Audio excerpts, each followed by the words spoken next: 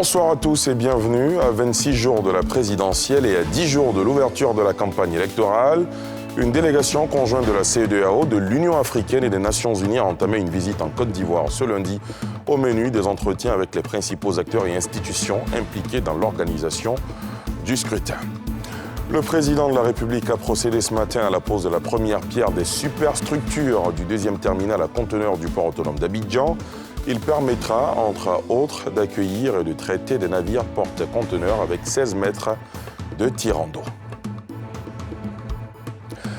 À 26 jours de la présidentielle ivoirienne et à 10 jours de l'ouverture de la campagne électorale, une délégation conjointe de la CEDEAO, la Communauté économique des États de l'Afrique de l'Ouest, de l'Union africaine et des Nations unies, a entamé une visite en Côte d'Ivoire ce lundi. Au menu, des entretiens avec les principaux acteurs et institutions impliqués dans l'organisation du scrutin. La délégation a été reçue cet après-midi, comme vous le voyez sur ces images, par le président Alassane Ouattara au palais de la présidence de la République. Je vous propose d'écouter la chef de la délégation, la ministre ghanéenne des Affaires étrangères et de la coopération régionale, Shirley Ayorkor Botchwe, au terme de l'audience avec le chef de l'État.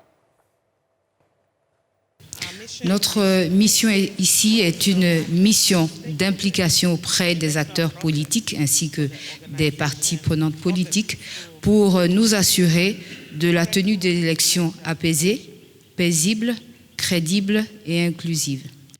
Nous encourageons donc tous les acteurs ivoiriens de faire recours à tous les moyens légaux et apaisés pour faire en sorte de pouvoir résoudre toutes les questions qui sont en suspens.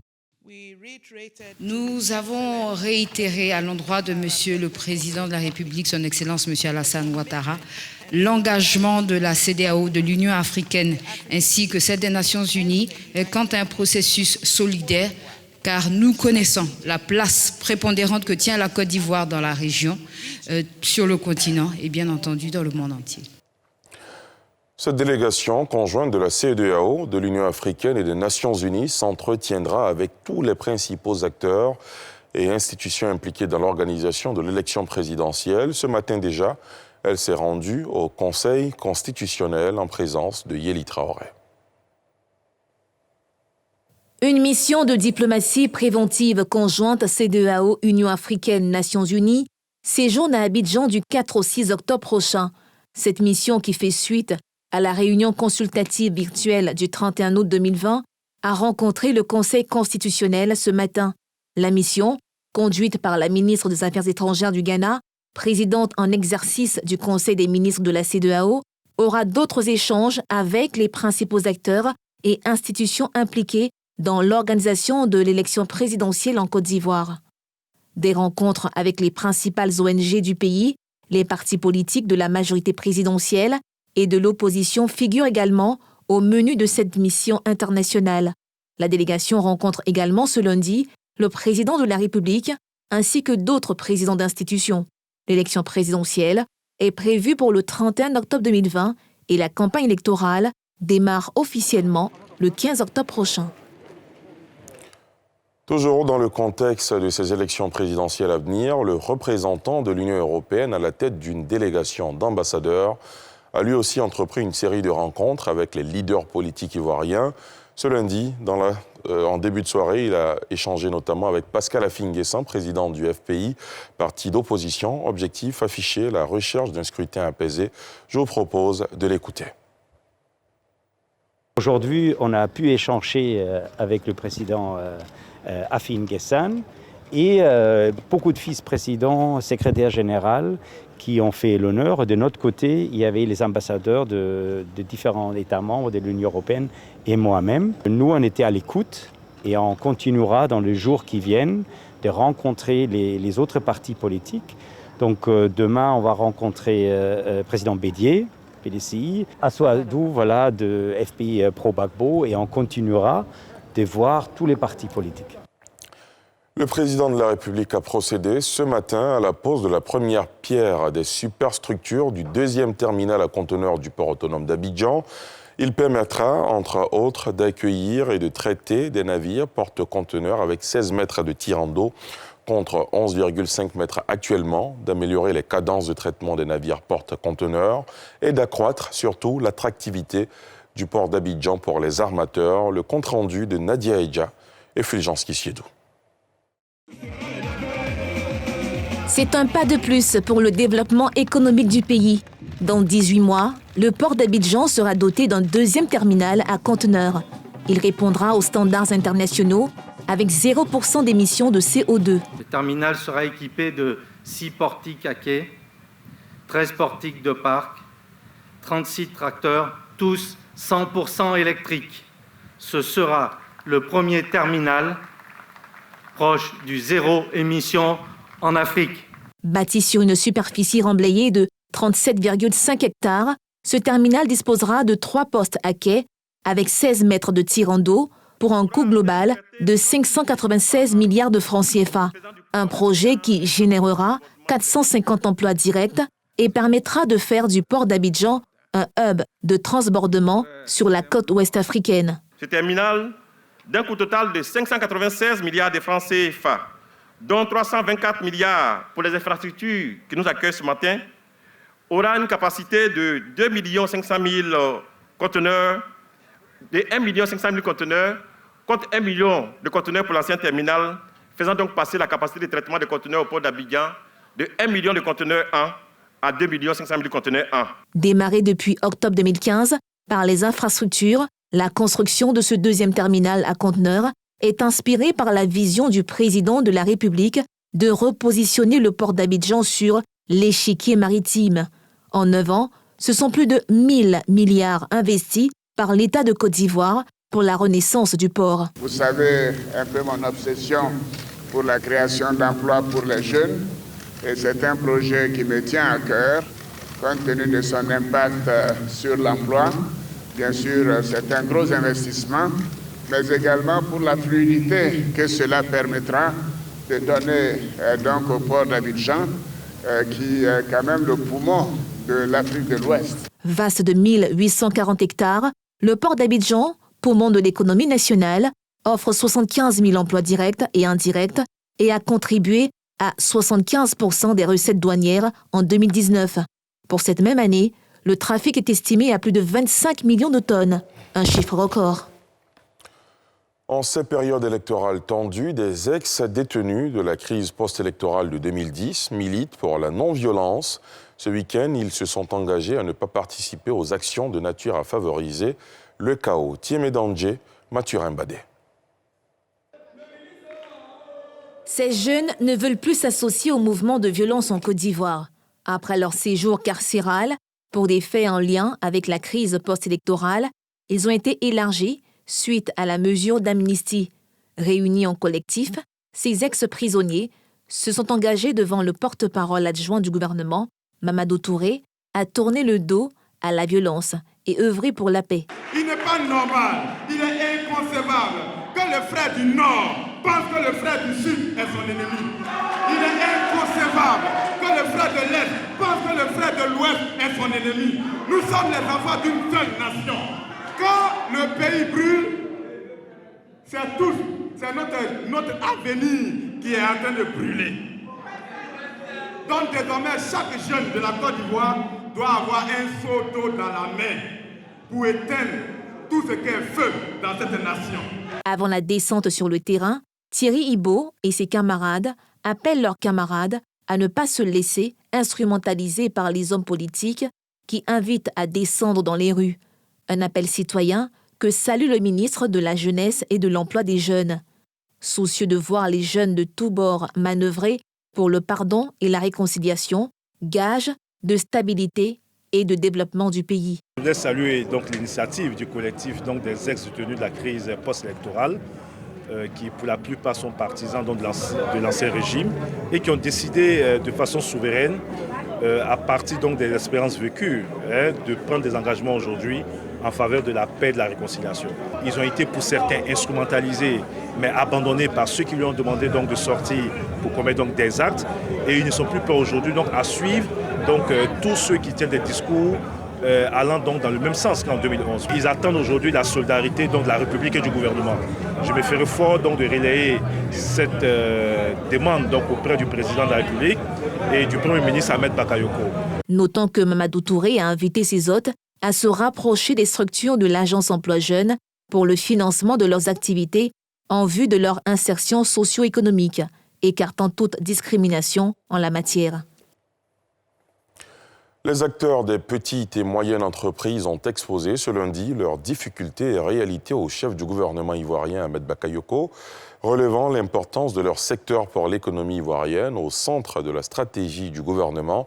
Le Premier ministre les a exhortés à s'unir davantage pour la défense de leurs intérêts. Salif Yalekwe, Tanguy Kona. Ce lundi, premier jour de travail de la semaine, jour de rencontre entre le chef du gouvernement ivoirien, Ahmed Bakayoko, et les responsables de petites et moyennes entreprises dans leur diversité. Que de difficultés dans leur quotidien. Difficultés amplifiées par la maladie à coronavirus. Les PME ne sont pas de grandes entreprises, c'est clair, et ça doit être net. On leur demande des choses qu'ils ne peuvent pas produire. On leur demande des documents qu'ils ne peuvent pas produire. Ils ont des difficultés dans l'enseignement du management.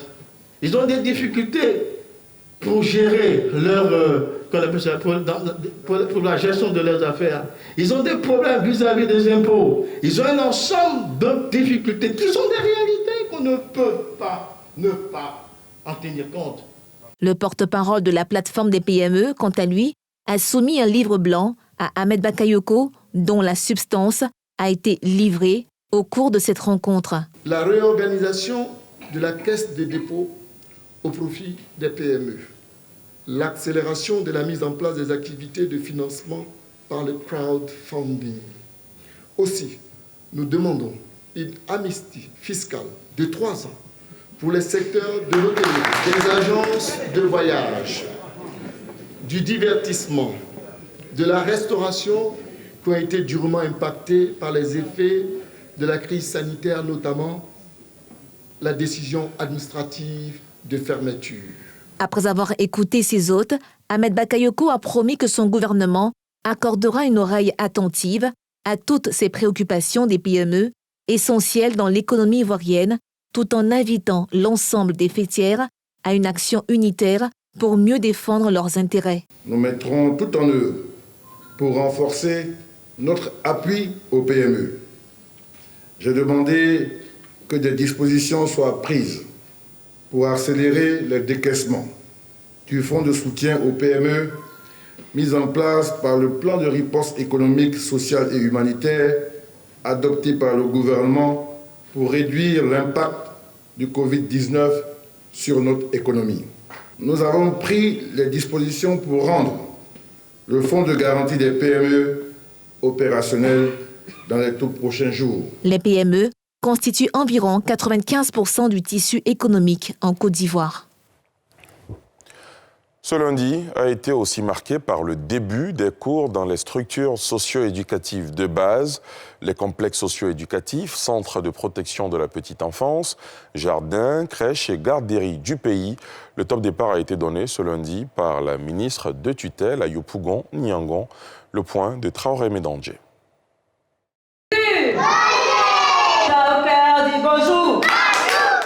Top départ des cours dans les structures éducatives de la petite enfance. Ils sont près de 30 000 tout-petits, de 3 à 20 mois pour les garderies et de 2 à 5 ans pour les CPPE, Centres de protection de la petite enfance, les crèches, les CACE, Centres d'action communautaire pour enfance et les complexes socio-éducatifs qui entament l'année 2020-2021.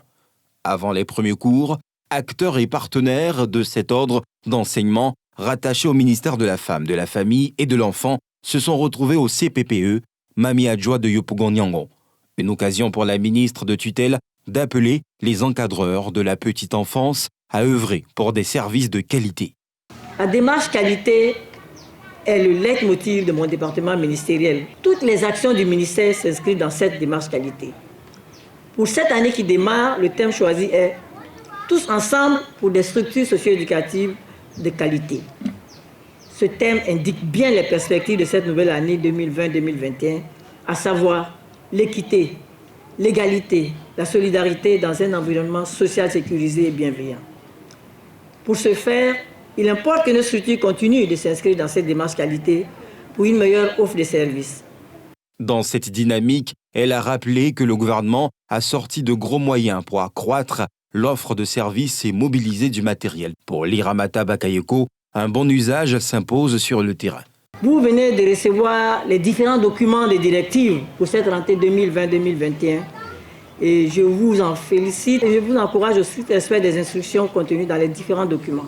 Notons que de 14 000 préscolarisés en 2016, le nombre d'enfants dans les CPPE est passé à 19 606 en 2020-2021. Dans les complexes socio-éducatifs, les préscolarisés sont passés de 15 000 en 2016 à 18 321 au titre de l'année 2020-2021. Le Fonds pour la science, la technologie et l'innovation, FONSI, vient de proclamer les résultats de sa première session 2020. Sur 110 projets en compétition, 10 ont été retenus pour financement au terme d'un process de sélection rigoureux. Le montant total alloué au financement de ces projets est d'environ 200 millions de francs CFA, comme nous l'indiquent Yeli Traoré et Fulgence Kissiedou. 10 projets retenus et financés à hauteur d'environ 200 millions de francs CFA. C'est le résultat de la première session 2020 du Fonds pour la science, la technologie et l'innovation. C'est en présence du ministre de l'Enseignement supérieur et de la Recherche scientifique que les lauréats ont brièvement présenté à tour de rôle leurs projets. Ils ont reçu des financements oscillant entre 11 et 34 millions chacun. J'ai soumis un projet qui est en relation avec la télédétection et les systèmes d'information géographique pour aider à la pêcherie au niveau de nos eaux en Côte d'Ivoire.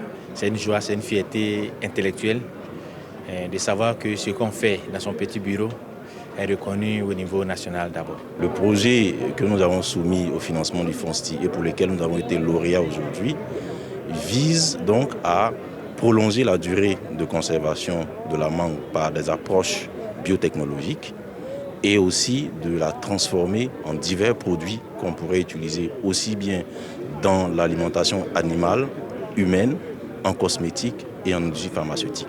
Le ministre de l'Enseignement supérieur et de la Recherche scientifique fait part de sa satisfaction et félicite les lauréats de cette première session 2020 du FONSTI. C'est une grande satisfaction pour moi de prendre part à cette cérémonie de proclamation des résultats de la première session 2020 du FONSTI.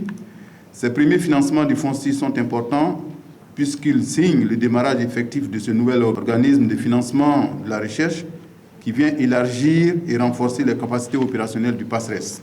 L'un des problèmes majeurs auxquels est confrontée la recherche scientifique en Côte d'Ivoire est celui de son financement suffisant, régulier et pérenne. C'est pour contribuer à la résolution de ce problème que le FONSTI et le PASRES ont été créés. Le FONSTI est un fonds de soutien à la recherche et à l'innovation destiné au financement de projets de recherche scientifique et d'innovation, des projets susceptibles d'avoir un impact bénéfique sur le développement socio-économique et culturel de la Côte d'Ivoire. Intéressons-nous maintenant à cette racine du pays gouro, précisément dans la région de la Maraoué, c'est dans le centre-ouest de la Côte d'Ivoire. Une racine qui est réputée pour traiter les troubles de l'érection. Aphrodisiaque naturel, on l'appelle le cure-dent gouro. Tous ses utilisateurs n'en diraient que du bien, mais le cure-dent gouro marche-t-il vraiment?